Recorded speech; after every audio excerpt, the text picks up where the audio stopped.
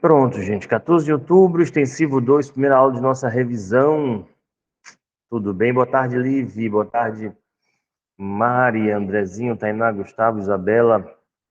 Aqui estamos com outra Bela e Renavan. Meus queridos, ó, podem botar a presença de vocês aí, por favor. Esse ano eu preferi fazer uma revisão um pouco maior, por sentir o momento. O pessoal está muito cansado, muito desgastado já. Aí eu quis fazer com que toda a aula fosse muito relevante, extremamente relevante, né? E aí eu vou fazer uma revisão com 8 encontros, correspondendo aos meses de outubro e de novembro. Mesmo novembro acabando no meio, nós vamos ter, boa Tatá, nós vamos ter aí 8 encontros, né? Para mapear a nossa revisão do Enem, tá? Eu já disponibilizei, quer dizer, eu já fiz, não disponibilizei ainda. Mais tarde à noite, logo hoje, eu já fiz depois de manhã, para as turmas de ontem. Hoje à noite logo eu vou disponibilizar a aula gravada e a apostila com os 20 temas. E qualquer material que eu usar na aula, como esses slides aí, eu disponibilizo junto com a aula também para você dar uma revisada. Então, quero que vocês prestem bem atenção, vocês vão ter esse material. Se quiserem anotar, porque é o método que vocês se sentem mais à vontade, vocês aprendem, sem problema. Mas eu vou disponibilizar esse material para vocês. Tudo bem? Hoje, claro, eu precisava começar pelas competências, tá? Começar pelas competências, fazer uma revisão bem extensa sobre as competências. Se der tempo, provavelmente dará, a gente ainda vai analisar um dos temas dos 20 da apostila, tá? Vou começar, o primeiro tema vai servir como complemento dessa revisão primária, nossa, das competências. Vamos analisar um tema e ver uma redação prontinha desse mesmo tema. Tá? Quem tiver dúvida, é a hora agora de tirar todas as dúvidas, principalmente com relação, né, à parte da competência 2, que tem a estrutura, já que nós vamos ver a estrutura da redação bonitinha, viu? Uh, Alguém quer drogas? Drogas? Não? Tudo bem, vamos lá. Olha só. Beleza, né? É isso tudo que a gente vai fazer hoje aí, se der tudo certo. Vamos lá. Competência 1. Competência 1. C1. C1, muito importante para a gente.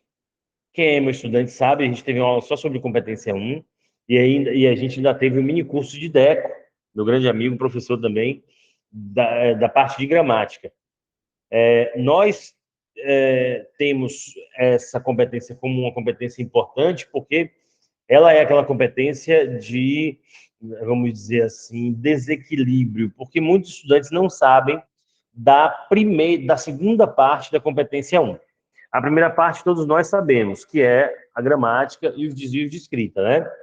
A competência 1 tem duas avaliações, ela tem duas funções. Ela cobra duas coisas do texto. A gramática e os desvios de escrita, porque você sabe, desvio de escrita não é considerado gramática, apesar de ser colocado no mesmo pacote, por exemplo, a parte de ortografia.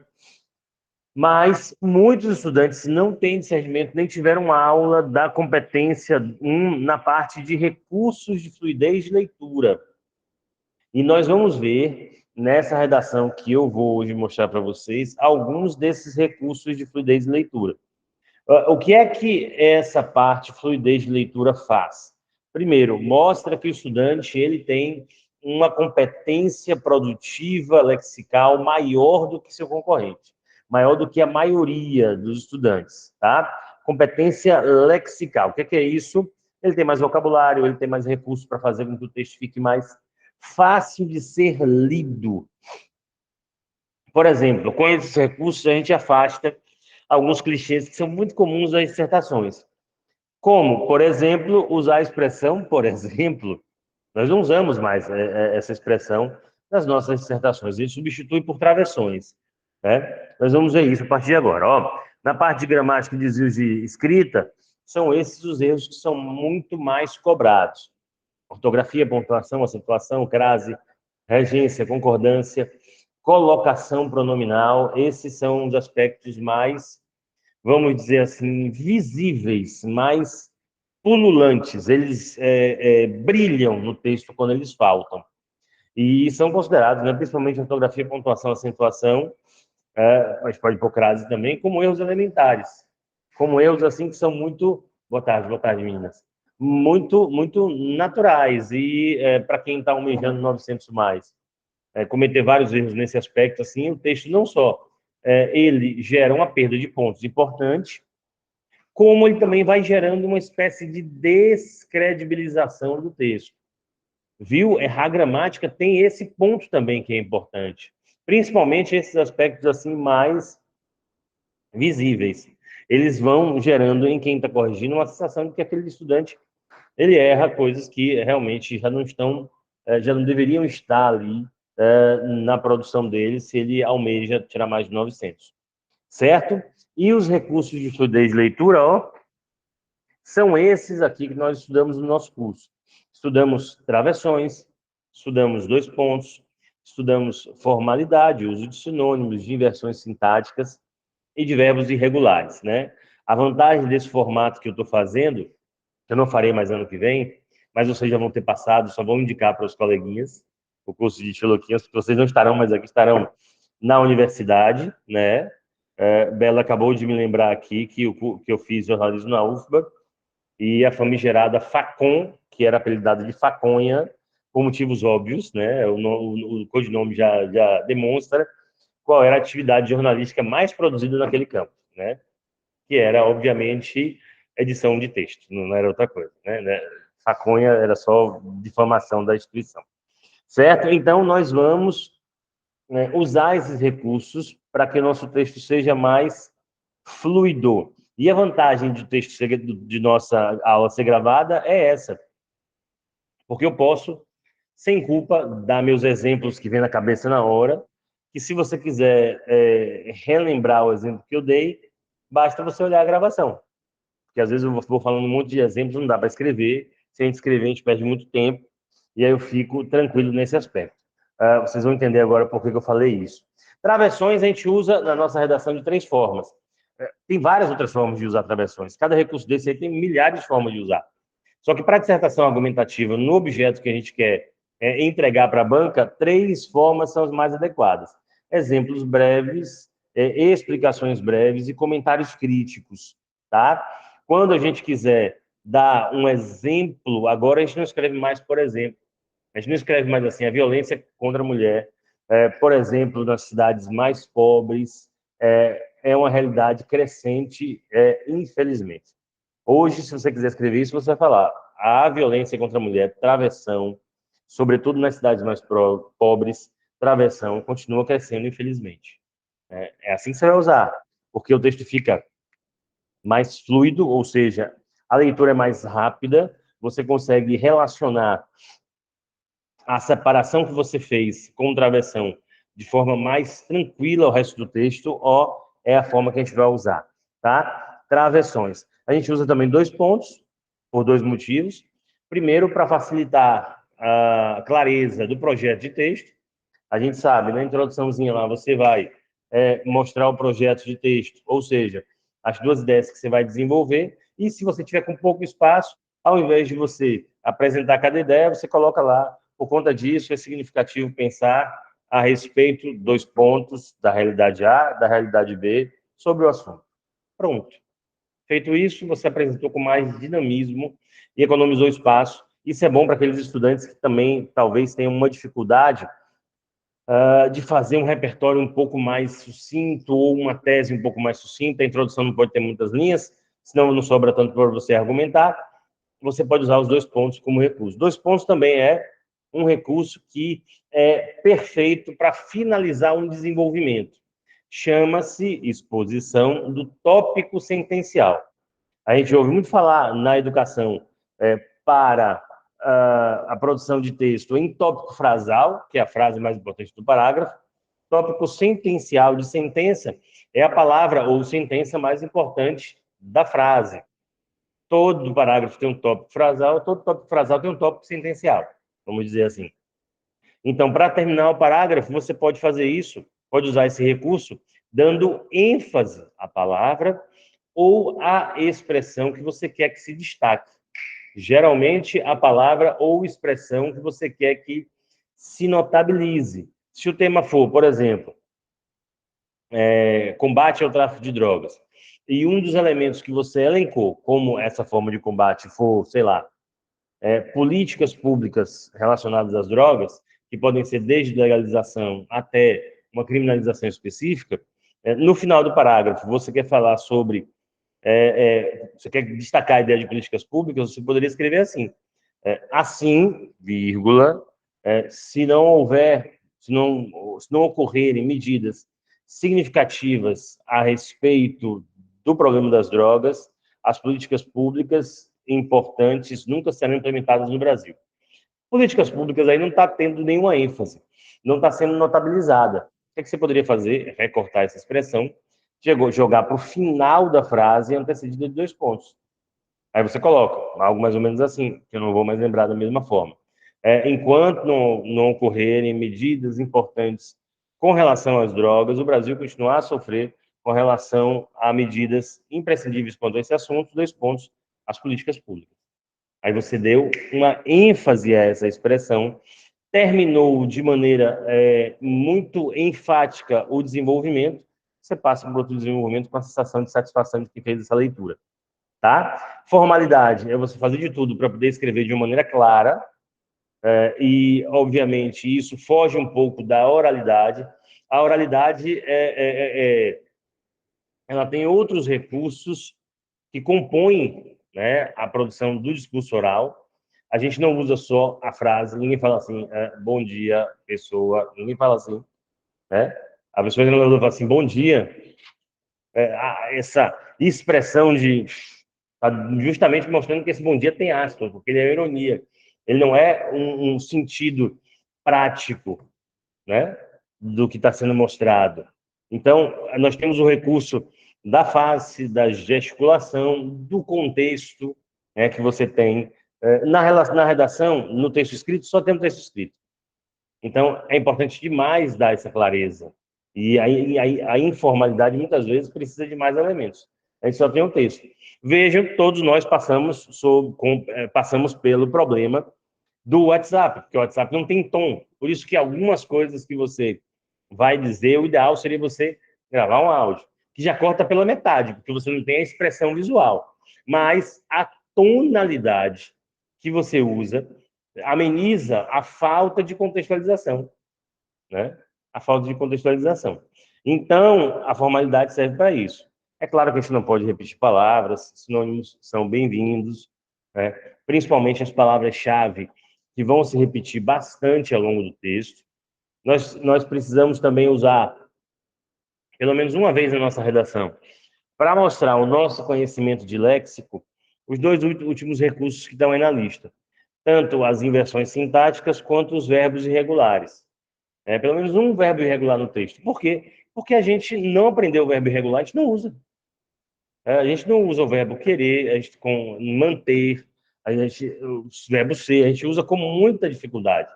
A gente cria locuções para poder fugir disso, né? Então, pelo menos um verbo irregular na redação inteira já mostra que você tem um domínio da língua diferenciado. Esse é o objetivo dessa competência. Mostrar um domínio da língua. Não é só errar gramática, porque ter um domínio da língua não é só gramática, obviamente, né? Os recursos expressivos são muito relevantes, que vão desde vocabulário a essas construções que estou mostrando para vocês. O que é a inversão sintática? Uma vez ou outra, você dá uma inglesada no texto, né? A gente está acostumado com inglês, o adjetivo vem primeiro que o substantivo. Então, a gente faz isso uma vez ou outra, né? Vamos dizer assim, a difícil cultura verde e amarela, né? Geralmente a cultura verde e amarela é difícil. Cultura verde e amarela já é uma inversão, né? Esse verde e amarelo aí substitui no Brasil. Então, essa inversão caracteriza um domínio da língua diferenciado. E se você usa, você está aí direitinho, contribuindo de uma forma diferente para a construção da sua redação. Tudo bem, gente? Tá tudo tranquilo? Liv, que chegou hoje, tá entendendo direitinho, tá organizada. Tatá, Belita, como é que está? Tudo tranquilo? Gustavo, podemos ir? Tá tranquilo? Pronto, beleza. Massa, massa. Vamos para a competência 2 agora. Pode ser? Competência 2? Vamos para a competência 2, ó. Competência 2, ela tem 3 avaliações. Ela tem 3, digamos assim, tarefas na hora do julgamento. Pô, Luquinhas, assim, eu não entendo direito isso. Quando você diz que tem duas tarefas, quer dizer que é metade da nota para cada? Não necessariamente, não necessariamente, porque a depender da quantidade de erros em uma das avaliações, essa avaliação ou essa tarefa pode zerar a sua competência. É como se quando a gente tivesse aqui, ó, se houver uma quantidade enorme de erros de gramática, o redator pode tirar zero, mesmo que ele tenha bons recursos de fluidez de leitura. Ou ele pode não errar nada de gramática, mas perder 40 pontos, porque ele não usou nenhum recurso de fluidez de leitura. Então, não é essa coisa, vamos dizer assim, pragmática. Aqui, por exemplo, na competência 2, meus amores, nós temos essa competência aqui, ó, essa avaliação, que é a compreensão do tema. Se o estudante não compreender o tema, se ele mostrar não ter efetivamente entendido sobre o que ele vai falar, ele pode perder uma pontuação que vai comprometer a competência dele. Inclusive, não compreender o tema perde 120 pontos. Vai para o nível 2. Lá, os corretores eles não falam a nota, eles falam nível, eles transformam o nível na hora de representar graficamente, numericamente, perdão, a nota. Então, ó, esse erro é nível 2, esse erro é nível 3, e aí nível 1 é 40, nível 2 é 80, e assim por diante. 40 cada nível até chegar ao nível 5, que é 200 pontos, que é fechar a competência. Então, compreensão do tema pode perder 120 pontos automaticamente. A gente vai ver como prevenir isso. Também a gente pode aí, perder algo em torno de 80 ou 120 se a gente não usa repertório. E não esqueça, eu falei pequenininho na representação, mas é repertório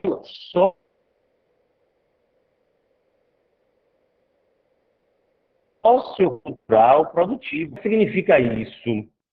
O que é um repertório? É quando você mostra ter referências para a construção de sua cultura, de sua visão de mundo, de sua leitura de mundo. Você está dizendo assim, ó, eu tenho referências sobre a realidade. Então, se você não usa nenhuma referência, a tendência é que você perca bastante ponto nisso. E a terceira avaliação, ou seja, a terceira tarefa da competência 2, veja, ainda é analisar se o estudante teve a capacidade de produzir uma estrutura dissertativa que facilitasse a leitura. Que facilitasse a leitura. Você tem aí, você tem assim uma essência do que é o texto dissertativo pelos manuais de redação, mas tem várias estruturas que foram pensadas por professores, por livros, né?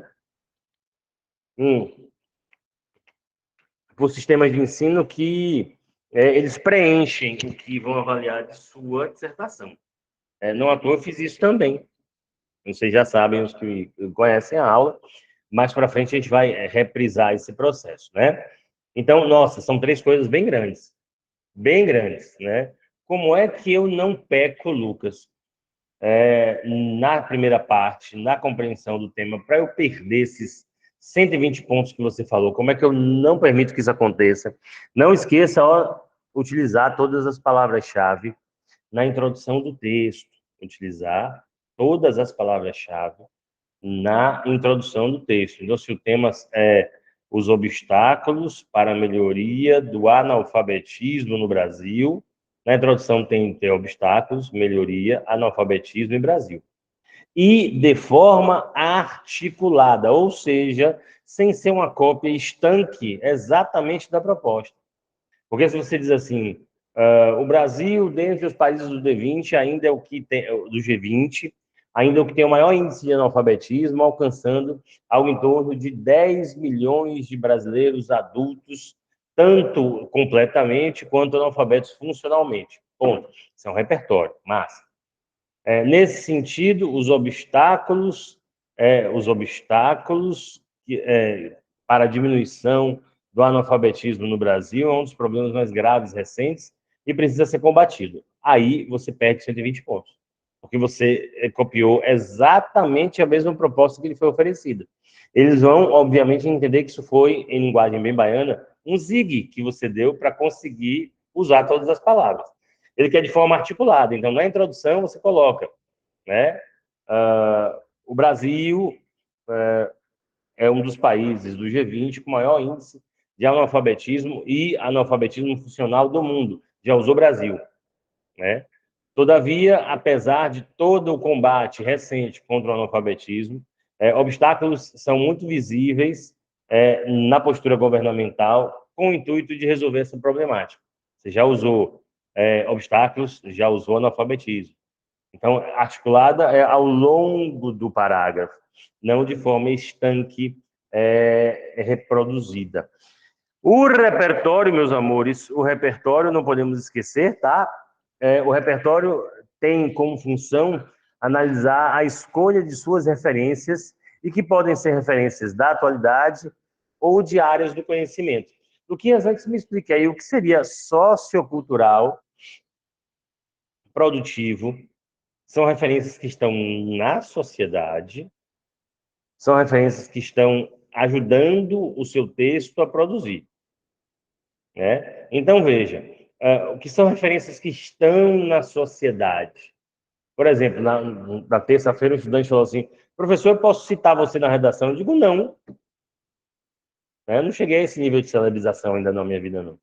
Estou buscando ser um youtuber blogueirinho. Mas não chegou nesse nível. Então, assim, não pode me citar como uma referência social a uma restrição muito pequena, muito ínfima do público que eu represento perante a sociedade Brasil. Você vai citar uma figura pública que tenha livros lançados, que tenha, assim, uma penetração social, que tenha uma credibilização aprovada pela sociedade, né? Aí fala assim, um exemplo, eu digo, pronto, é uma figura que virou marca de uma forma cultural que é que é popular, né? Mas que ganhou a sociedade brasileira, que é, por exemplo, Patativa da Saré, né? Que é um cancioneiro, né? Um poeta num formato literário altamente popular, mas que alcançou a sociedade. Ele é uma referência. Outros poetas, outras representações que alcançaram de alguma forma, né, a sociedade. Esses você pode citar, são socioculturais. Estão na sociedade, estão na cultura. E é produtivo porque não adianta você trazer uma excelente referência, citar uma frase bonitona de Aristóteles, falar de Schopenhauer, e ele não tem nada a ver com a construção que você está fazendo. Então, por isso que no Enem, vou deixar bem claro para vocês, eles não estabelecem uma hierarquia entre os repertórios. É uma das primeiras coisas que o estudante pergunta, Luquinhas, eu lembrei de uma letra de uma música, mas eu também aqui sei uma referência a um livro de filosofia. É melhor usar o livro de filosofia, né? Não vejo dessa forma. O Enem não vê dessa forma. Ele não estabelece que é melhor A ou melhor B. Ele estabelece que A é melhor que B se A for mais facilmente conectável à sua discussão. Se B, que é massa, não se conectou, você não ganha nota. Você, inclusive, perde essa nota do repertório. Porque eles interpretam que você também, mais uma vez, em bom baianês, deu um zig para poder conseguir ali enfiar o repertório. E nas áreas do conhecimento, na atualidade são os acontecimentos recentes. Se cair lá violência doméstica contra crianças e adolescentes, você pode citar o recém-assassinato da criança no Rio de Janeiro, que ganhou repercussão social, chamada Henri Borel, principalmente porque ela virou lei. O assassinato dessa criança motivou uma lei. Hoje, crimes cometidos contra crianças e adolescentes são considerados crimes hediondos, crimes contra a vida humana, claro, né? Contra a vida humana. Então, a atualidade é isso, é o que aconteceu recentemente. Pô, isso aconteceu no passado, do Dr. Jairinho. Há uns 2 anos ainda é atualidade. Ainda está no imaginário das pessoas, né? Ou até o que passou mais disso. Se você citasse, desde o crime cometido a garota Isabela, em São Paulo, que aprisionou e mobilizou no país uma discussão sobre a família Nardoni, né? Desde esse período que a tipificação do crime contra crianças e adolescentes de hediondo já deveria ter ocorrido. É uma referência, esse crime foi em 2008, 14 anos esse crime. Mas ele está no imaginário das pessoas, assim como a Suzane von Richthofen também, que matou os pais. Chocou o país naquela época. Eu era terceiro ano, 1997, 98. Eu pego aqui, já tem aí bastante tempo, 24 anos. Continua no imaginário das pessoas, né? Esse crime. Então, é atualidade. E as áreas do conhecimento nada mais são do que todas as disciplinas que você estuda, todas as disciplinas, só cuidado com os contextos históricos genéricos, isso é muito comum, desde a Revolução Industrial, isso não é repertório. Qual Revolução Industrial? Qual característica dessa revolução você está se referindo? Porque dependendo do tema, você faz uma referência a uma característica específica da Revolução Industrial. Então, assim, seja bastante referenciador, né? Contextualizador. Então, desde a primeira Revolução Industrial, aquela qual o trabalho passou a ter uma perspectiva de repetição, que o mundo da produção laboral foi afetado no planeta. Pronto, isso aí é um contexto. Né? Então, referência histórica é muito fácil de você deixar a contextualização ali frágil, mas eu não quero dizer que você não possa usar contexto histórico. É claro que pode, e deve, principalmente quando são contextos que são muito marcantes. Existem contextos da nossa realidade que são altamente marcantes, né? Vocês lembram na aula passada, a gente assistiu o Café Filosófico, quando foi do Naumar, sobre medicalização, não foi isso? E a gente viu que o Naumar Almeida Filho, reitor da UFBA, ele traz o primeiro marco dele significativo para a discussão das doenças mentais, o início da medicalização e a mudança da medicina é 1793, tudo que ocorre com a medicina no período pós-Revolução Francesa. A Revolução Francesa desencadeou uma transformação da área médica.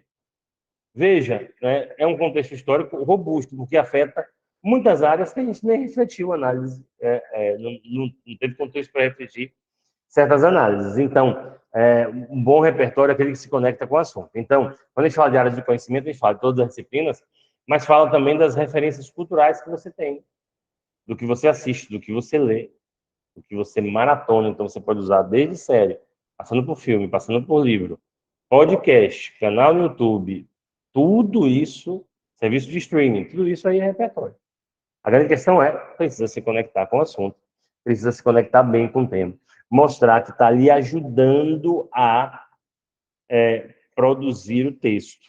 Para isso a gente tem técnica, né? Quando a gente estiver analisando a redação, a gente vai relembrar isso também. E estrutura dissertativa, que para a gente sempre faz assim. A gente sempre constrói uma introdução que começa com repertório, tá? A gente sempre começa uma introdução que começa com repertório. A gente usa o repertório um pouco para ajudar na tese. A gente usa o repertório para ajudar na tese. E a gente, depois da tese, a gente monta um projeto de texto. O projeto de texto são as ideias que a gente pretende desenvolver. Na lógica, é como se fosse o seguinte: eu dispus o tema, aí esse tema me lembra essa referência. Essa referência me permite opinar dessa maneira. E para eu melhor mostrar minha opinião, eu vou usar esses dois pilares, esses dois assuntos para desenvolver essa minha abordagem, tá? Nós vamos fazer sempre os desenvolvimentos desse jeito. A gente pensou essa estrutura para preencher o que o Enem cobra da gente, dessas competências. Então, o nosso D1 e o nosso D2 sempre vai começar com a retomada da estratégia argumentativa. Onde estão as estratégias argumentativas? No projeto. No projeto. Não esqueça, se eu fosse fazer uma introdução sobre esse tema do que eu falei agora há pouco do tráfico de drogas, de como combater o tráfico de drogas, eu poderia colocar na introdução, né, a última lei relacionada às drogas no Brasil data de 2006, que determinou que, a partir de então, o usuário de drogas não seria mais preso no Brasil. Continuaria fichado, porém não mais pena de prisão. Ponto no repertório. Agora eu vou produzir minha tese, meu posicionamento. Aí eu vou me inspirar nesse repertório. Eu posso dizer assim, todavia, né, apesar da lei já distante, esforços mínimos são produzidos pelos governos brasileiros no intuito de combater o tráfico de drogas de uma maneira mais efetiva, situação que precisa ser modificada. Aí eu disse, qual foi a minha opinião? O impacto hoje, a preocupação hoje do Estado dos estados. Com as drogas, é bem pequeno, é ruim, é ineficaz, é, obviamente, insatisfatório. E aí eu disse que isso precisa mudar, é a minha tese. Aí eu dou um ponto, aí eu vou lá, ó, agora para o projeto. Eu chego num projeto e digo assim, com efeito, com o objetivo de atingir o tráfico de drogas no Brasil de maneira mais efetiva, pode-se inferir dois pontos. A busca por políticas públicas que autorizem o consumo de drogas em detrimento da diminuição do tráfico, bem como o combate à cultura da violência que mantém a dificuldade de minimizar o consumo de substâncias ilícitas no país. Pronto. Isso é a introdução satisfatória para a gente entregar para o Enem. É um repertório que tenha a ver com a discussão. Fui buscar a lei de 2006, que foi essa que eu falei. Meu posicionamento, que não há esforço estatal para discutir esse assunto, por diversas razões, não vamos entrar nessa seara. E o projeto são os dois pilares que eu pretendo desenvolver. Aí eu vou para o meu desenvolvimento, para os meus desenvolvimentos, que terão a mesmíssima estrutura. Nós começaremos sempre com a estratégia argumentativa. No caso, pego uma das ideias que foram apresentadas, posso falar de políticas públicas. Aí eu reescrevo de uma maneira diferente, mas eu preciso começar esse desenvolvimento com a retomada, se não perco o ponto na competência 4.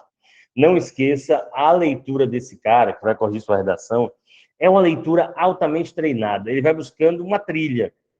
Essa correção equivale a uma trilha, né? Equivale a um jardim que tem aquelas lajotas às vezes, que você vai pisando para não pisar na grama. Você não colocar pedaços, são aqueles vácuos, são aqueles buracos que, para ler, você tem de pular, você se desgasta mais. Se tem uma trilha bonitinha ali, a leitura é muito rápida, porque o raciocínio é muito treinado. Então, a primeira frase do D1, do D2 e da conclusão precisa ser assim, ó, você está lembrado do que eu vou falar agora, para você não perder o seu fio da meada? Isso, eu vou falar dessa situação. Se colocar nesse panorama, a criação de políticas públicas no sentido de amenizar o embate frente às drogas é extremamente necessária hoje. Ponto. Aí, beleza, ele está seguindo. Abre aí, Elissa. Pegue para mim. Obrigado, primo. Então, se você for observar, é assim que você vai lidar. Veja.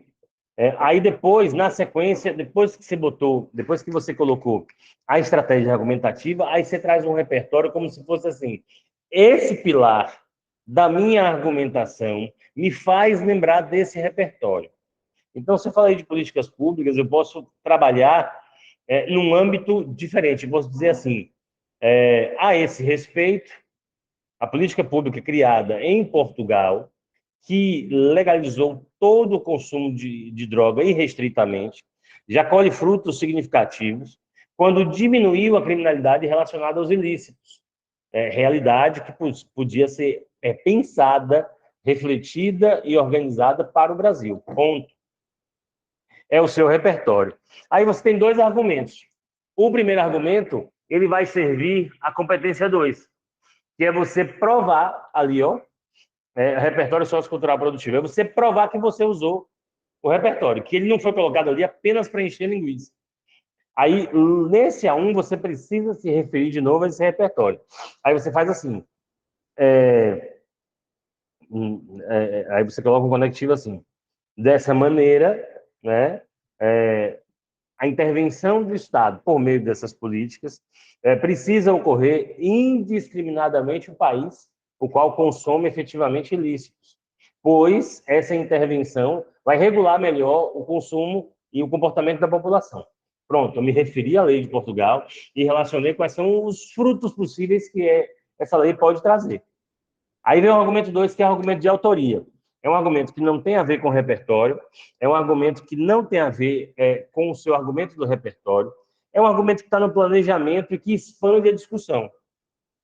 É como se você dissesse, como se dissesse, assim, muito da cultura sabe que quando há uma permissividade, uma flexibilização do acesso à droga, isso tende a gerar na grande população menos curiosidade de adquiri-la e de consumi-la. Vide os números europeus que mostram a diminuição de consumo nos países que flexibilizaram o consumo. e flexibilizaram o acesso, para não repetir consumo. Pronto, esse é o argumento 2. Estava lá no seu planejamento. Todos os argumentos, ó, ali amarrados no fio da meada, que é a política pública, que é o tema do desenvolvimento 1. Aí eu vou fechar uma frase de fechamento. Tem várias formas de fazer esse fechamento. Daqui a pouco vocês vão anotar essas formas. A gente poderia fechar aí, por exemplo, com um trocadilho. Poderia dizer assim, por isso, né, enquanto as políticas públicas forem exceção no Brasil, né, a regra será o aumento do consumo da população. Tirou uma conclusão desse trecho que você construiu. 5 períodos, você pode misturar os períodos, aí o texto é seu, mas se você quiser se organizar, e você falou de tudo, quanto D1, quanto D2. Aí quando você for concluir, a conclusão da gente tem 3 partes. Retomada da tese, que é a primeira frase. É só você dizer que o problema é grande e precisa resolver. Né? É imprescindível, pois, que mecanismos de combater o tráfico de drogas sejam revistos no Brasil. Está dizendo que não fizeram bem, vamos fazer agora. Depois vem a proposta de intervenção, que é da competência 5, que te dá 200 pontos, que você precisa colocar agente, ação, modo meio, efeito, detalhamento. Não nessa ordem, porque o detalhamento pode ser de qualquer um desses. E ali embaixo tem o projeto, porque desde o ano passado o Enem precisa que o projeto esteja em todos os parágrafos. O projeto é a competência 3, mas só para adiantar, ele precisa mostrar as 2 ideias que vão ser desenvolvidas, as 2 ideias desenvolvidas vão ser desenvolvidas, e no final você precisa se referir aos 2 problemas para mostrar que você teve coerência em sua abordagem. Aí você faz uma proposta de intervenção completa, é um problema, e aí você pode fazer outra proposta de intervenção incompleta para falar do outro problema. Ou você faz uma proposta de intervenção só e fale dos 2 problemas. Então, a gente tem essas 2 alternativas. Eu também vou dar uma dica de como é que a gente pode fazer dessa forma, agora, a última que eu falei, uma proposta só falando dos 2 problemas, porque diminui o espaço, diminui o tamanho do parágrafo. E a gente vai precisar de espaço, porque no Enem, mesmo que você pudesse colocar um adendo grampeado, ainda ia ser pouco, porque aquela folha ela é claustrofóbica, ela é um horror, aquela miséria. Um horror, né? Tudo bem? Diga, meu querido.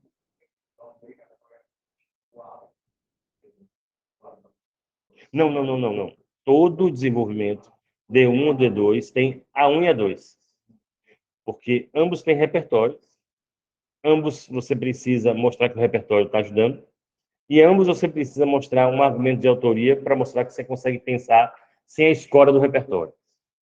Sacou? Então, isso é importante. Né?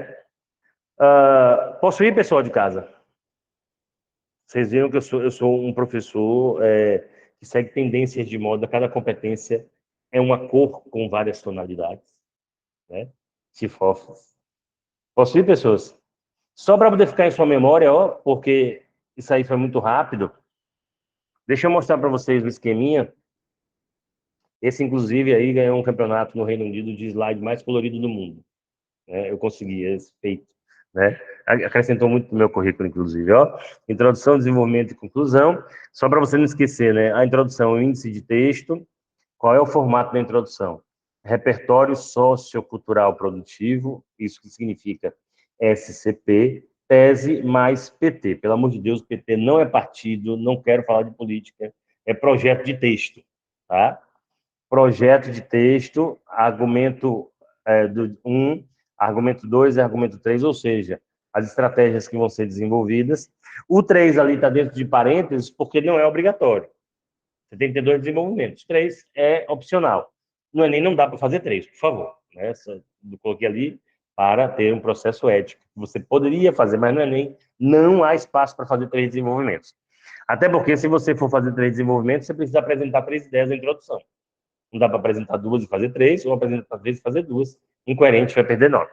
Só para ficar claro na sua cabeça, só existe introdução depois que se pensa o texto todo. Né? Só existe Introdução depois que se pensa o texto todo. Os desenvolvimentos, ó, são as discussões das ideias. Sempre aquela estrutura que eu já expliquei direitinho. Retomada, repertório sociocultural produtivo.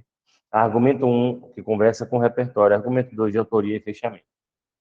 Tá? Considerações sobre os desenvolvimentos. Primeiro, a ordem das ideias é importante para a coesão e fluidez da leitura. Meus amores, se botou na posição 1 a ideia 1, ela vai ser discutida no D1. Botou na introdução a ideia 2, na posição 2, ela vai ser discutida no D2. Ah, mas faz diferença? Gente, o cara corrige em 3 minutos. Se ele corrigir em 3 minutos e 50, é uma diferença que no treinamento de quem vai corrigir, o texto foi mais difícil. Ele foi mais dificultoso. Quanto mais rápido o texto é corrigido, a interpretação é que ele é melhor. Os textos de nota 1000 são aqueles textos que pô, beleza, muito bem, filho. Tá faltando nada, pronto, vai ser feliz. Pronto, é isso aí. Menos desgaste, texto melhor. Então, se você inverte, ele vai perder, nem que seja alguns segundos, para se perguntar se aquilo foi uma inversão ou o estudante cortou uma das ideias. Então, segue a ordem, né? Outra coisa, a gente pode fechar cada desenvolvimento com uma forma diferente. Eu brinquei aqui no exemplo falado do trocadilho, a gente pode usar tópico sentencial, que eu expliquei já lá na competência 1, não foi? Pode ser por proporcionalidade. Quanto maior o investimento em políticas públicas, menor a força das drogas na sociedade. Pode ser por reafirmação do problema. Né? Assim, é contraditório que um país como o Brasil, pertencente ao G20, ainda tenha tantos problemas com as drogas como tem hoje. Mostrar a força do problema, a afirmação do problema. Tem essas formas para a gente fechar. E para a gente concluir, retomada da tese, mais proposta de intervenção. Essa é a proposta de intervenção. Você pode fazer uma proposta de intervenção 1, que é a completa, com agente, ação, modo, meio, efeito, detalhamento. Ou você pode fazer uma, para poder completar a parte da C3, uma proposta de intervenção 2 incompleta, para fechar a parte da C3 referente a projeto de texto. Ou você pode compor uma PIS que resolva os dois problemas. Qual é a dica? Você fala de um dos problemas na ação, do outro problema no efeito. Por isso, o Ministério da Justiça precisa criar leis no intuito de sistematizar políticas públicas de flexibilização do consumo de drogas, via projetos midiáticos e debates constituídos nas grandes escolas, para que, com isso, a cultura da violência cada vez seja arrefecida pela regulamentação do consumo. As duas ideias são, na ação eu falei de políticas públicas, no efeito eu falei de cultura, né, da violência. Aí a proposta de intervenção, uma só para dois problemas. Tudo bem? Aí você já pode printar a tela, né? Fazer um mural de 3x4, colar na parede de casa, ficar contemplando todo dia, antes de fazer a prova, para não esquecer a sequência e isso facilitar a escrita de quem está fazendo, né? Ano passado, minha aluna que tirou 1000, Alice, ela fez o texto exatamente assim, da mesma forma. E vários outros nota 1000, com os nomes diferentes, porque cada lugar é um professor diferente, cada lugar existe uma referência diferente. Eu nomeei desse jeito, o pessoal leu também a matriz, nomeou de outro jeito, mas no fim das contas acabava sendo a mesma coisa. Tudo bem? Competência 3 agora? Ei, pessoal de casa, fale comigo. Estou me sentindo abandonado por vocês. Coisa chata, coisa horrorosa. Falem comigo, por favor. Tá muito rápido, tá tranquilo, tá beleza o ritmo, tá tudo ótimo. Pronto, beleza. Muito obrigado, gente. Muito obrigado. Valeu, Andrezinho. Valeu, Lívia. Obrigado. Pronto, Andrezinho. Fique de boa, fique de boa. Qualquer dúvida, gente, vocês sabem, eu vou expor a gravação, você pode voltar lá na parte, reouvir várias vezes. Tá? Competência 3. Pronto. Competência 3, quantas tarefas, quantas atividades, quantas avaliações a competência 3 tem? São duas. Duas tarefas de avaliação que eles têm. São elas, primeiro, o projeto de texto, que a gente já falou bastante quando a gente chegou agora, a gente já sabe que é um projeto direitinho, e a parte da argumentação. A parte da argumentação, né? São essas duas tarefas que nós vamos desenvolver. Você não esqueceu, né, meu querido e minha querida, que o projeto de texto é a apresentação das duas ideias que serão desenvolvidas ao longo da dissertação. Porque você botou duas ali, Lucas, não podiam ser três? Não esqueça que eu já falei que não dá, não tem espaço para fazer três. Só são duas mesmo. As duas ideias que serão desenvolvidas ao longo da sua dissertação. E a parte da argumentação, obviamente, o que é um bom argumento? Um bom argumento é aquele que, primeiro, manuseia corretamente o repertório. Aí eu estou me referindo ao A1, né? Que todo desenvolvimento tem. Que manuseia corretamente o repertório, que consegue mostrar que o repertório está acrescentando a um texto. Isso é um bom argumento. Um bom argumento também é aquele que utiliza raciocínios lógicos.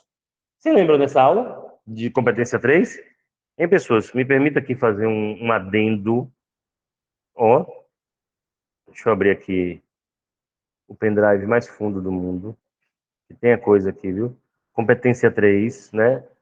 Os estudantes passam a vida inteira da formação em produção de texto, muitas vezes sem entender direito, de forma prática, o que é um argumento. Essa aula aqui é importante por causa disso. Vocês se lembram?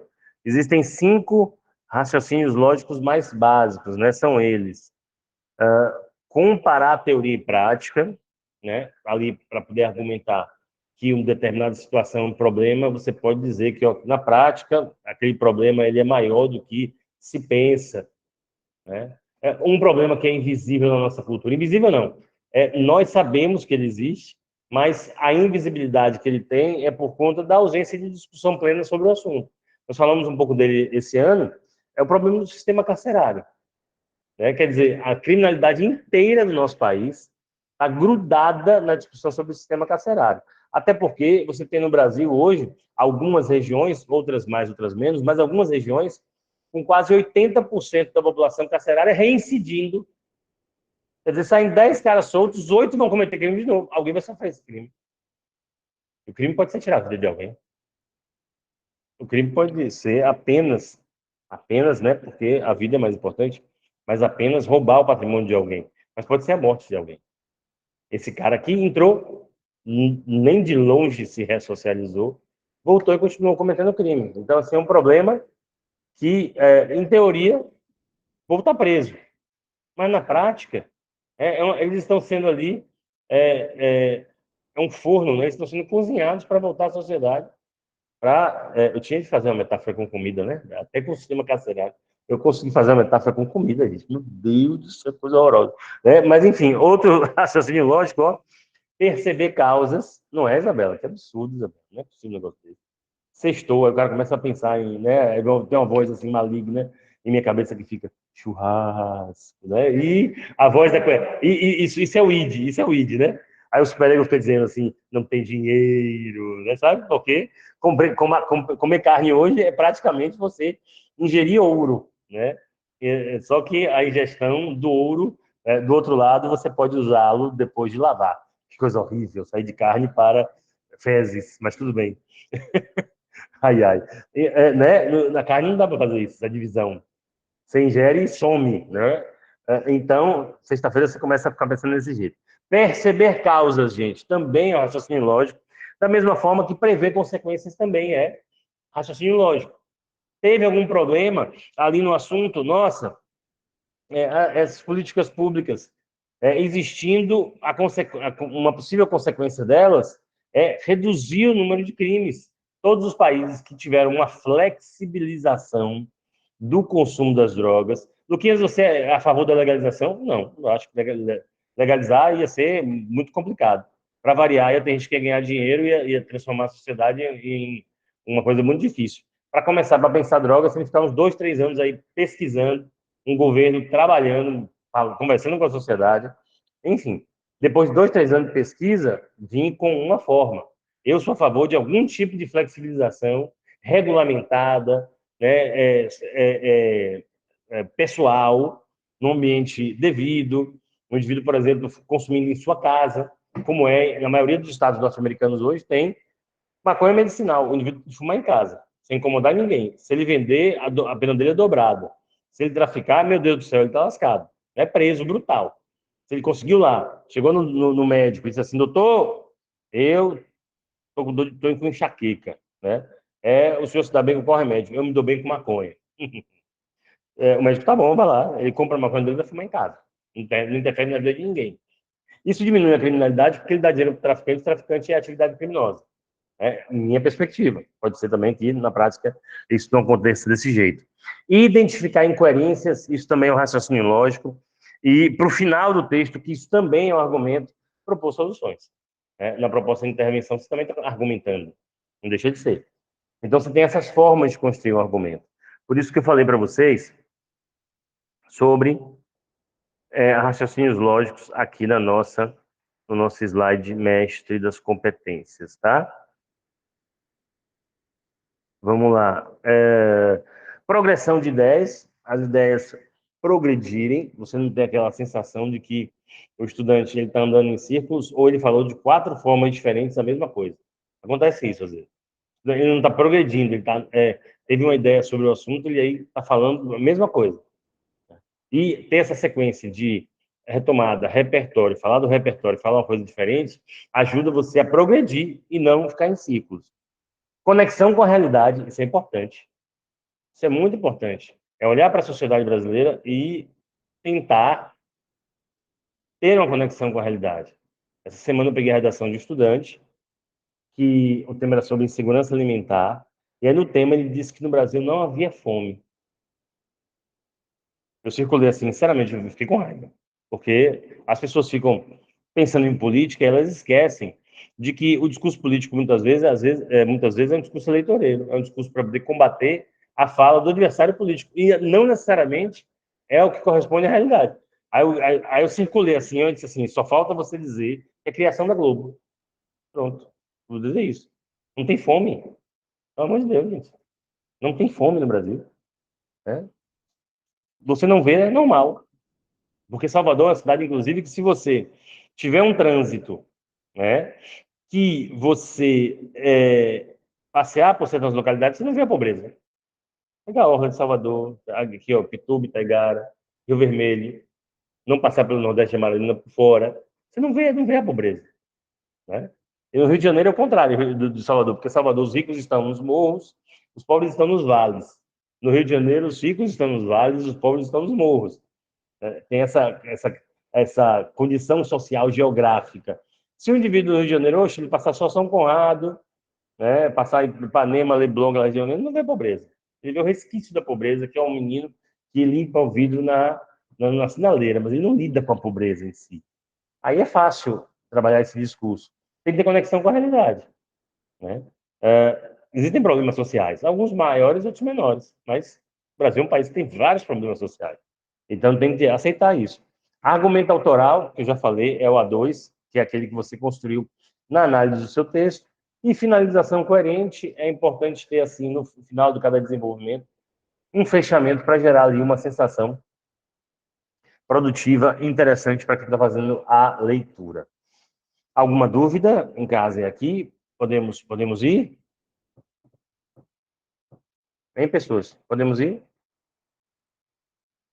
Tem um pequeno delay, a pessoa que está em casa. Tá de boa, né? Pronto.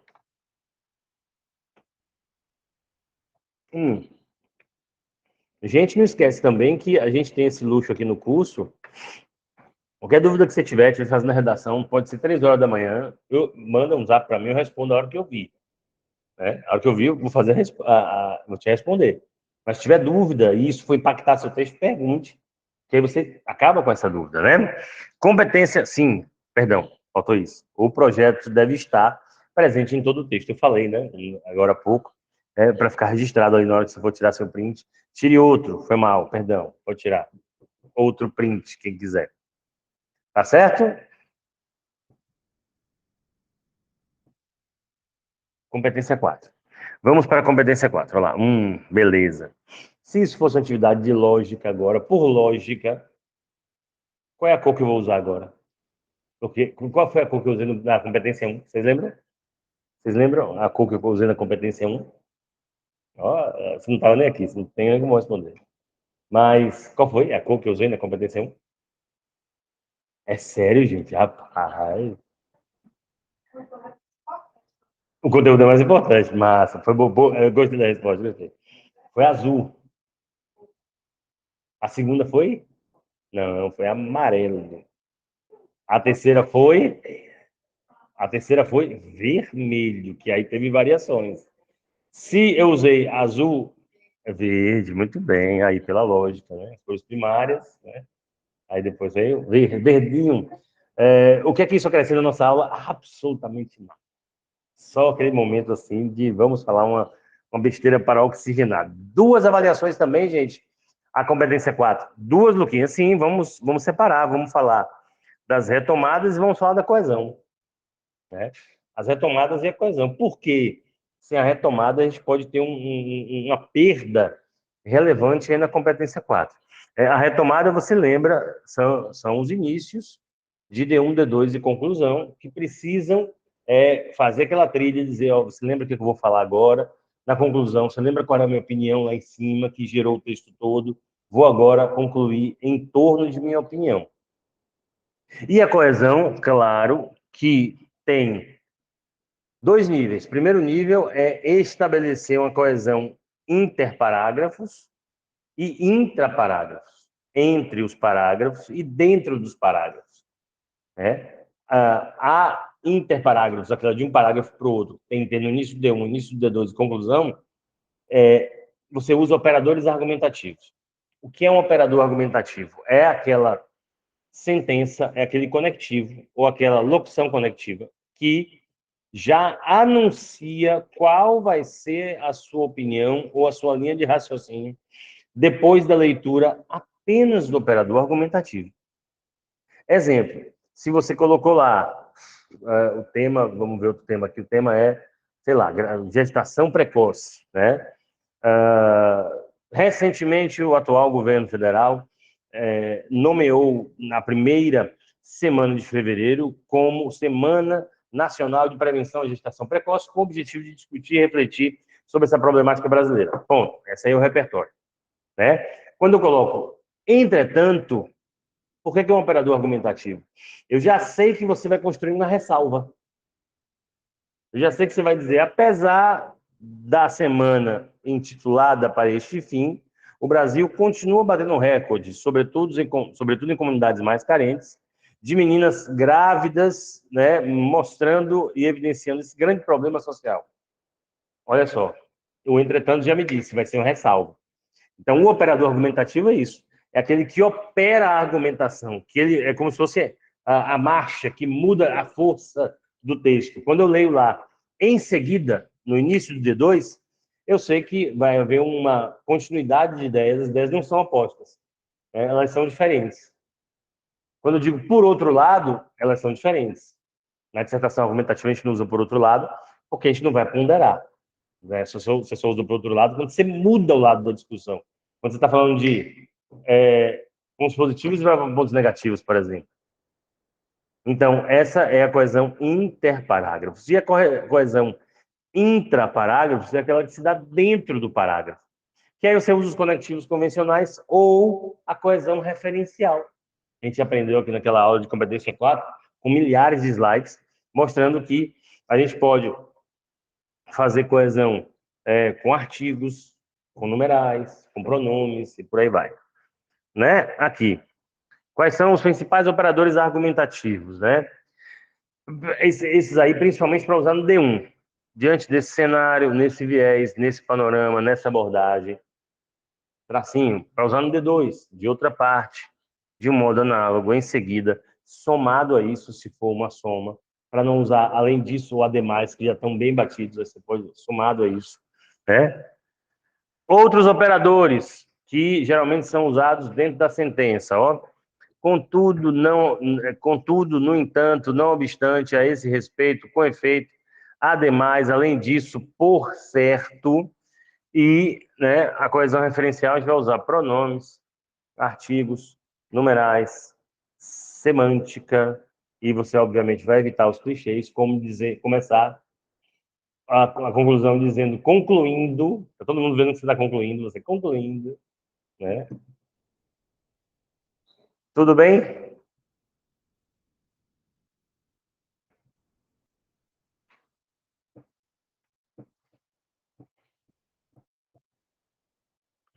Agora falta apenas a competência 5, que a gente chega ao final já tendo falado de vários pontos dela. Só precisamos especificar algumas questões, né, para ficar claro em nossa memória, né? O que é muito detalhe, é muita coisa. Não é não. Quando você vê o texto pronto, aí você percebe que existem questões que são aí, como eu posso dizer, naturais. Você já sabe ali como é que você manuseia cada coisa, para poder preencher isso aí. Mas uma aula teórica de texto não pode deixar de dizer ao estudante, isso é isso. Porque se você não tem o instrumento, você não raciocina como ele é utilizado. Um ensino que você tem uma teoria fantasma, que é aquela que o professor diz assim, você usa assim. Aí você vai para uma situação em que aquilo não se encaixa de forma perfeita, você não tem um instrumento para raciocinar. É a mesma coisa quando o professor de física chega na aula e diz assim, gente, calorimetria, essas são as fórmulas. Vamos resolver. É um instrumento fantasma. Porque se houver qualquer tipo de necessidade de raciocínio, você não tem a dedução da fórmula para raciocinar e responder. Eu chamo de teoria fantasma. Ele te dá ali um instrumento que você, né, como se você, ao invés de bater para quebrar pedra, você pegasse a mão e jogasse no chão. Às vezes ela quebra, às vezes você não tem força para quebrar. Às vezes só um machado para quebrar a pedra. Né? Consegui fazer uma metáfora sem falar de comida, tá vendo você? Estou me recuperando. Tudo bem, gente? Tudo certo? Competência 5, viu? Vou lá para competência 5, ó.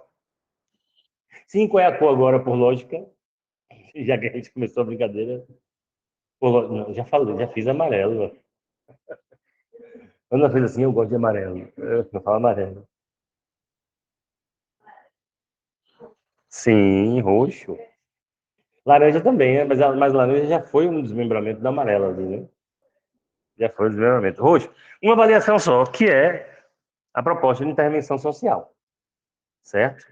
A proposta de intervenção social, que precisa ser completa com os 5 elementos: agente, ação, modo meio, efeito e detalhamento.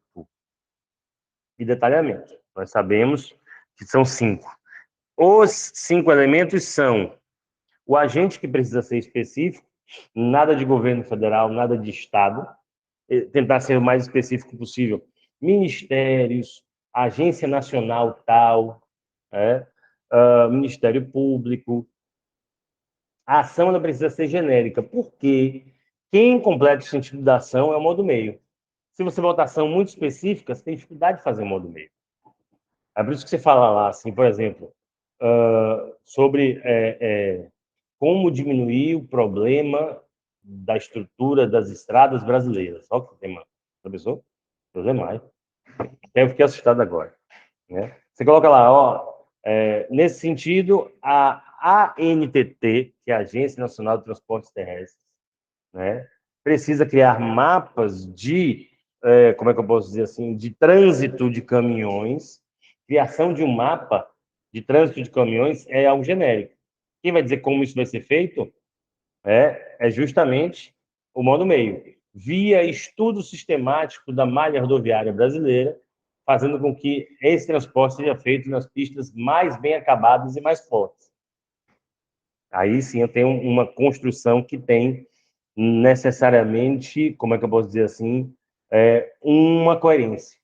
E o efeito precisa ser algo possível, tem que ser algo palpável, não pode ser com isso para que se alcance a paz mundial. Não pode ser assim. Né? Tem que ser algo que possa ser possível de ser colocado em prática.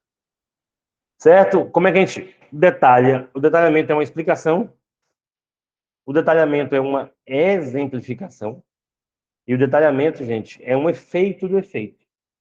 Pode ser também. Tem um efeito numa escala, um efeito em outra escala.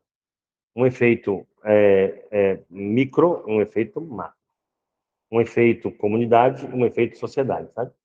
E aí, para poder você marcar isso, se você fizer efeito de efeito, para ficar mais claro, você usa a expressão consequentemente, para que os jovens tenham mais acesso à escola e, consequentemente, a sociedade possa produzir trabalhadores mais preparados. Aí você tem o detalhamento, né? O efeito do efeito. Um efeito numa escala, o efeito na outra escala. Correto? Observação: os acréscimos possíveis a C5, eu já fiz essa referência, tem como função preencher a nota da C3, quando você faz uma proposta de intervenção com dois problemas, ou quando você faz duas propostas de intervenção, mas uma delas é só para preencher a C3, que é para falar dos dois problemas do projeto de texto no final. Tudo bem? Tudo tranquilo?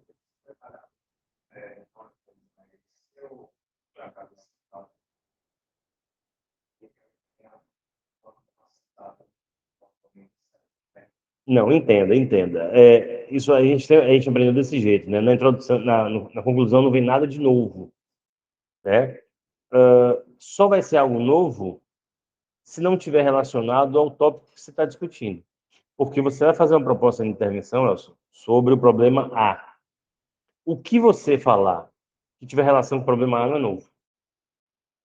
Só se você trouxer um novo problema. Isso acontece, viu, gente? Acontece assim numa porcentagem, sei lá, 5% dos estudantes começam a fazer uma proposta de intervenção, viu, gente? Sobre um terceiro problema, que não foram os problemas do texto. Eu digo, é muita força de vontade de criar, né? É muita força de vontade para errar. O terceiro problema. Se o desmembramento que você está fazendo tem a ver com o problema, não é novo. Né? É um desmembramento daquela discussão. Tudo bem, pessoas? Tudo tranquilo? Sabe que horas são? Já são 3h20. Sabe o que a gente vai fazer agora? Venha comigo aqui, ó. A gente vai fazer isso aqui agora, ó. Vamos perder lá ele 10 minutinhos e vamos planejar esse texto para vermos o planejamento e a redação pronta dessa redação. Daqui a 10 minutinhos a gente vai começar. Tudo bem? Vamos planejar aí rapidinho? Daqui a pouco a gente volta.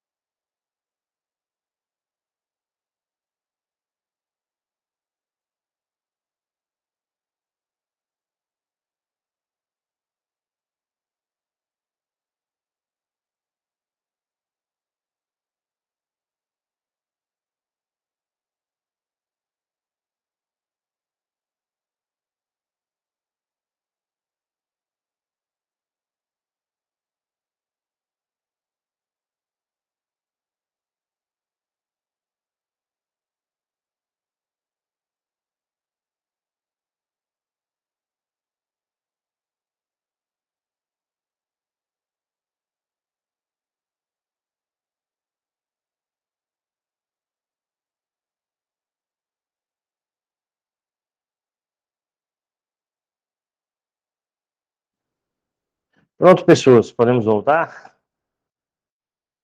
Podemos voltar? Podemos, falem comigo.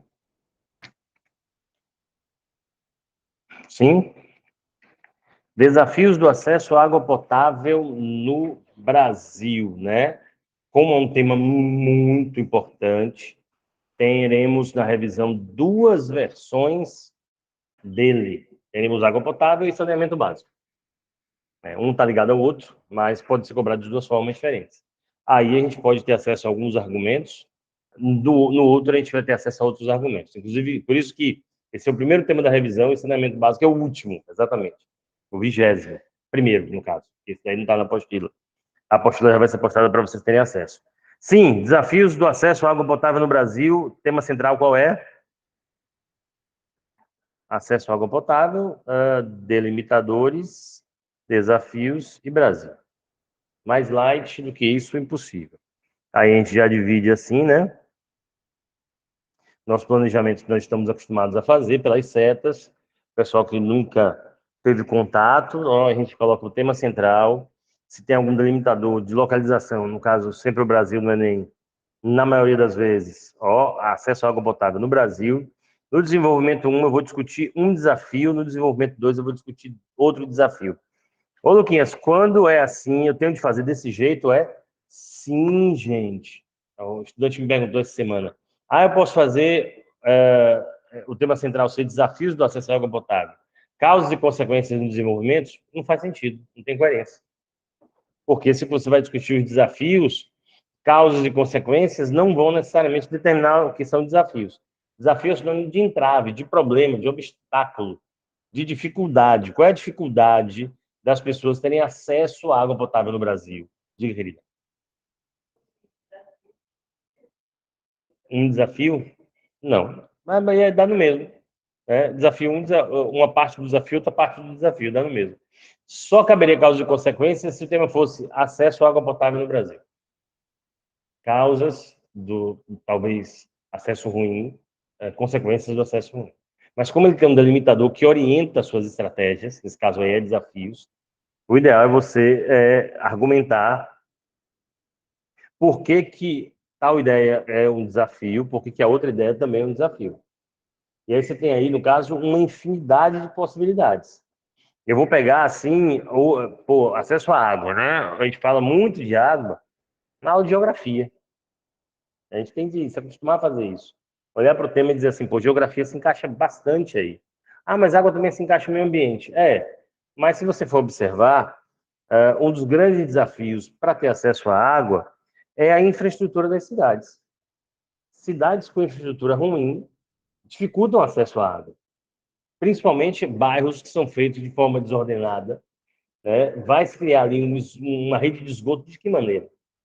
Um acesso à água potável de que maneira? Se você for observar em Salvador, que é uma cidade assim, você tem vários bairros que sofrem muito desse problema, justamente porque são bairros desordenados, que foram construídos dentro de uma lógica, né, da desorganização. E um outro aspecto que a gente poderia falar aqui, ó, já que a água potável não é água no geral, porque água no geral a gente poderia falar do consumo excessivo ou da falta de cuidado do agronegócio, por exemplo. Aí o excesso de irrigação. Mas como não é água potável, a gente pode falar sobre a capacidade de economizar. Porque a água potável ela é desperdiçada pra caramba também. Né? E aí, ó, quais são os elementos que mostram que a infraestrutura das cidades é um desafio para o acesso à água potável no Brasil? A gente vai pensar desse jeito. Primeiro argumento, viu, gente? Ó, o pessoal que está chegando agora, ó, aqui nesse esqueminha nós já temos a introdução. Bastava que houvesse aqui um repertório. Podia usar, ó, em 2001 foi aprovado pelo Congresso Nacional Brasileiro o Marco Regulatório do Saneamento Básico do Brasil, documento que há muito tempo precisava ser formulado com o objetivo de estruturar o acesso ao esgoto por parte da população brasileira. Ponto. Aí eu vou, a partir do tema central, compor minha tese. Né? Não obstante, o acesso à água no Brasil ainda continua sendo completamente incongruente pela quantidade de impostos e pela estrutura que o Brasil apresenta para este fim. Com efeito, é significativo perceber o quanto a infraestrutura das cidades, bem como a capacidade de economizar, seriam desafios possíveis para discutir essa problemática no Brasil de hoje. Pronto, temos uma introdução bonitinha no formato do Enem. Tá? Aí aqui de roxo agora, ó, nós vamos ter os argumentos. Ó, localidades pobres têm saneamento negligenciado. Essa é uma das ideias que pode estar no desenvolvimento da infraestrutura das cidades ser um desafio para o acesso à água potável. Nós temos um crescimento urbano desordenado, já falei sobre isso agora há pouco. E tem outro aspecto. Se você tem a infraestrutura das cidades ruim, e isso é um desafio para o acesso à água potável, as pessoas vão ter acesso à água que não estava não estava adequada para o consumo. O que é que isso vai gerar? Uma fragilização da saúde das pessoas pobres. Por quê? Uma boa metade aí do dinheiro do SUS, ó, serve para poder tratar pessoas com doenças que são provenientes do acesso à água ruim. Verminoses, né? Nós temos aí diversas patologias relacionadas com isso, né? É um ponto que a gente pode inferir nessa discussão. Capacidade de economizar, só economiza se ela já construir uma consciência ambiental. Essa consciência ambiental do usufruto da água parcimonioso vem com uma educação ambiental. Nas escolas nós não temos educação ambiental da forma que deveríamos ter.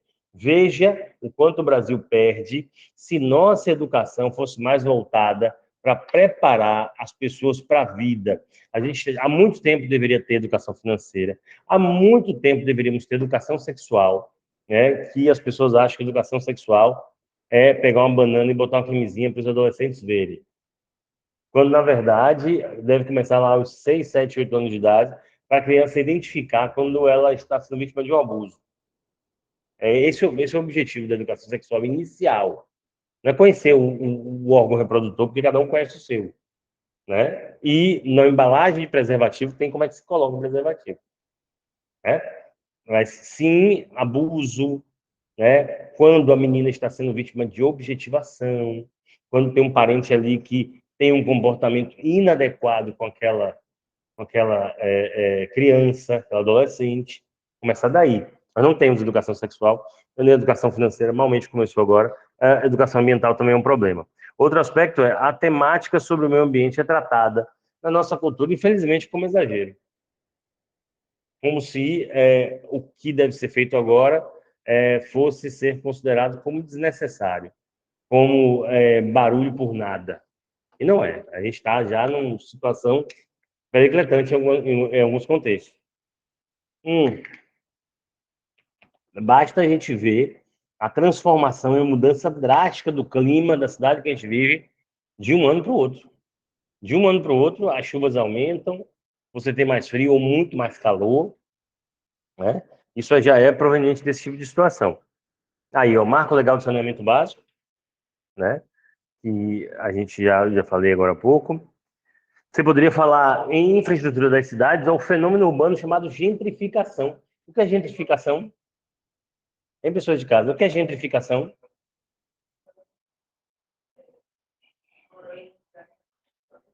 Quase isso. A especulação imobiliária faz com que bairros que antes eram mais populares comecem a ser invadidos pelas construtoras, edificando, elevando obras mais elitizadas para poder, obviamente, começar ali a explorar a região. E as pessoas pobres, pelo bairro ter se transformado, ter ficado mais caro, elas seriam afastadas das regiões mais periféricas da cidade. E essas regiões mais periféricas, obviamente, acabam coincidindo com as regiões menos estruturadas, né, em termos de esgotamento sanitário, né, e de acesso à água potável. Olá. E, por último, o conceito de educação ambiental. Gente, o repertório aí é um de atualidade, que é a lei, e dois das aulas do ensino médio. O conceito de educação, todos nós sabemos. O objetivo de educar alguém é dar a ela ferramentas, instrumentos, conceitos, discernimento para poder lidar com um determinado problema. A educação ambiental é dar isso para atingir o problema do meio ambiente. Certo, pessoas de casa? Alguma dúvida? Falem comigo.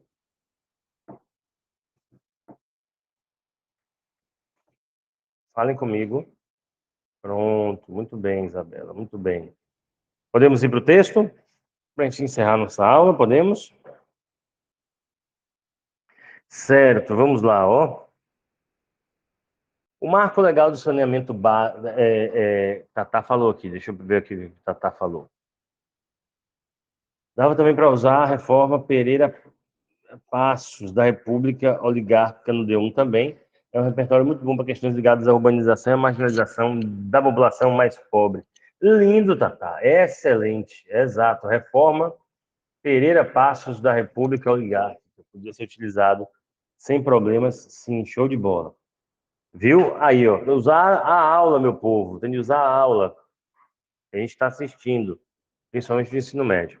O novo Marco Legal do Saneamento Básico, aprovado em 2020 pelo governo federal, tem como principal objetivo aumentar o acesso da grande população a esgoto e água potável.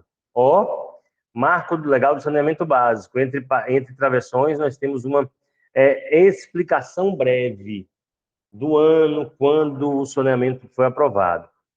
Todavia, já sei que é uma ressalva, é um operador argumentativo, já existem leis do tipo desde 2000. De onde eu tirei essa informação? Dos textos de apoio. O texto de apoio mostra todas as leis que foram formuladas sobre o saneamento básico. Aí você viu que a primeira de todas foi 2020, aí você usa essa ressalva. Teve o marco, mas já existem leis do tipo desde 2000 revelando a incapacidade do Estado brasileiro em cumprir esse direito básico constitucional. Se tiver também, não tem problema. Contanto que você mostre que ele acrescentou para a sua discussão. E há um acréscimo para a discussão, porque o marco legal é a referência principal que você tem para questionar o Estado sobre a utilização, sobre colocar em prática a lei. Né? O que precisa ser modificado, esse grifinho aí, é porque essa estrutura a gente chama de justificativa da tese. É a justificativa da tese que se conecta com a proposta de intervenção.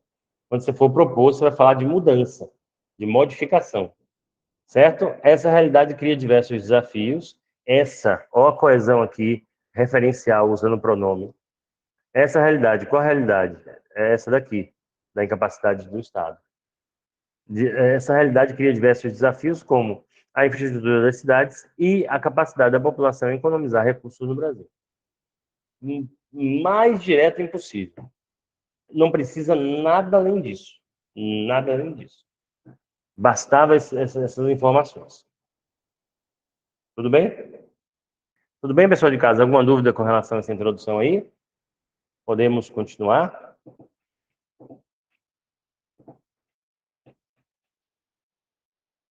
Falem comigo, podemos, né? Só alegria, Tatá. Isso aí. Ó, venham. Nesse panorama, a organização dos grandes centros se mostra grave entrave na proximidade desse recurso. Pronto. Escrevi de uma forma diferente. Organização dos grandes centros, né?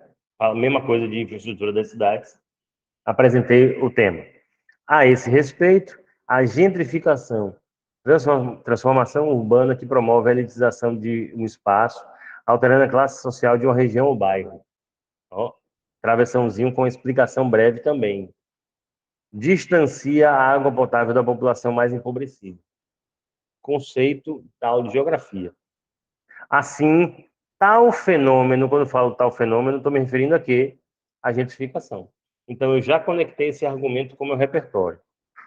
Assim, tal fenômeno intensifica a desigualdade social e a possibilidade de doenças que ocorrem pela ausência quase completa da bebida. Bebida para substituir água, aqui a referência ao repertório. Somado a isso, o efeito mais óbvio é a vulnerabilidade da saúde da população e enfraquecimento nutricional, principalmente de crianças. Efeito é sinônimo de quê? Consequências. Eu mostrei lá para vocês nos raciocínios lógicos. Um deles é prever consequências. Qual é a previsão mais natural aqui, quando você fala de desigualdade social? Produzida pela gentrificação, obviamente que é o impacto na saúde do povo. Ó, progressão de ideias, o texto está progredindo, está indo para frente. Com isso, enquanto o direito ao esgotamento sanitário pleno for negado a grande parcela da sociedade, o país viverá a escassez do bem mais preciso para a saúde humana, a água de qualidade. Esse foi o recurso que eu falei lá na competência 1, que se chama notabilização do tópico sentencial. Provavelmente se escrever assim, ó, o país viverá a escassez de água de qualidade, que é o bem mais precioso, mais preciso para a saúde humana. Pronto. Aí você joga para o final, bota os 2 pontos, gera essa ênfase bonitinha aí. Pode printar que aí está o mapa da fortuna. Essa sequência, cada cor é uma função. Azul claro, retomada, azul escuro, repertório. Verde claro, argumento do repertório. Verde escuro, argumento de autoria. E vermelho é o fechamento.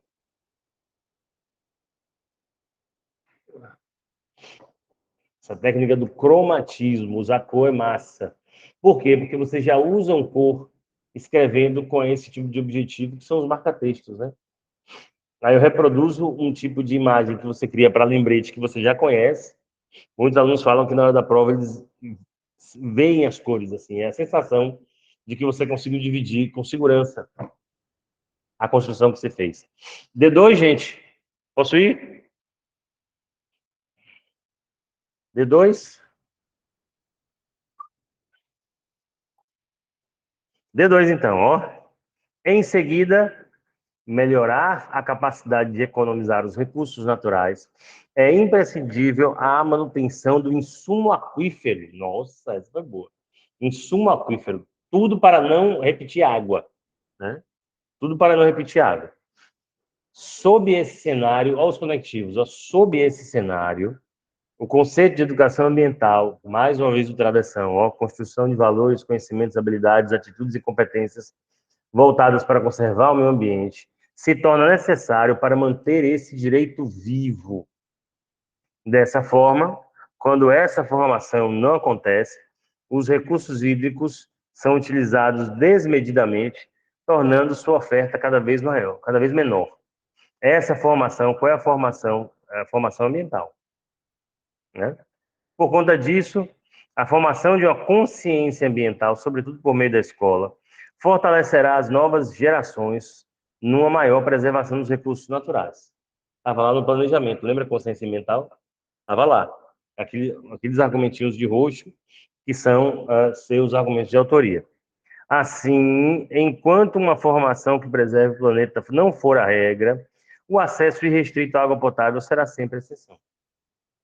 Trocadilho para fechar também o parágrafo. Lucas, você faz isso para todos os seus alunos? Vai ter um monte de gente fazendo no Enem? Devo ter, no máximo, esse ano, uns 700 alunos. Tem 8 milhões no Enem. Então, vai pulverizar. Não se preocupe com isso, não. Não se preocupe com isso, não. Tá bom? Conclusão, pessoas. Se todos os meus 700 alunos usarem esse formato aí, mesmo assim, a probabilidade de um corretor corrigir 2 redações que usam os mesmos recursos é ínfima. Deve ter uns 20 mil corretores. Uns 20 mil, pelo menos. Né? Né, pessoas? Então, com relação a isso, não tem problema. Vamos lá? Vamos fechar agora a aula da gente? Começar a revisão da melhor maneira, né? E ao sair da aula, o que é que vai acontecer? Pronto. Tremedeira, né? Angústia, coração afante, né? Ansiedade de chegar em casa para fazer o quê? Redação. Conclusão, é indelével, pois, que o acesso ao recurso hídrico potável seja prioridade no Brasil. Pronto. Né? Verdade? Vamos lá? Para isso, a Agência Nacional de Águas e Saneamento Básico, que é a ANA, Agência Nacional, a gente viu isso na aula de proposta de intervenção social, responsável direta pela fiscalização aquífera no país, é o detalhamento porque é a explicação sobre a função do agente. As agências nacionais têm essa coisa positiva, porque você vai ter que explicar o que faz uma agência nacional. E não vai ser clichê. Mesmo que seja a Anvisa, que é a mais conhecida de todas, né? Que é a mais conhecida de todas. Porque você vai colocar lá, para isso, a Agência Nacional de Vigilância Sanitária, a Anvisa, responsável pela autorização e fiscalização de todos os perecíveis nacionais. Não deixa de ser, né? Não deixa de ser. Crie benefícios para localidades que melhor utilizem a água, via subsídios diretos nas contas de consumo diário, para que a economia seja constante. Ó, retomada de azul claro, agente de rosa, detalhamento de verde, ação de laranja, modo meio de roxo e efeito de azul cintilante, de azul anil, como diria a vovó. E aí, além disso, investimento em infraestrutura das cidades, outra ação, por parte das prefeituras, outro agente, trarão menor desperdício para as famigeradas gotas de ouro. Outro efeito. Duas propostas de intervenção, uma completa, 200 pontos na C5, uma outra proposta de intervenção incompleta, pontos na C3, porque eu citei os dois problemas. Ufa, também a C3 está preenchida. Tá bom, pessoas? A gravação será disponibilizada para vocês o quanto antes, provavelmente já hoje. Né? Também a apostila de revisão, vocês vão poder fazer a redação de vocês. Se não me engano, nós temos esse tema na apostila. Se nós não tivermos esse tema na apostila, o slide vai junto com a aula para você ter o tema completo. Correto? Com prazer mais uma vez. Começamos a revisão, está mais perto do que nunca. Vamos juntos, até semana que vem, se Deus quiser. Beijo, gente. Deixa aí a presença de vocês. Tchau.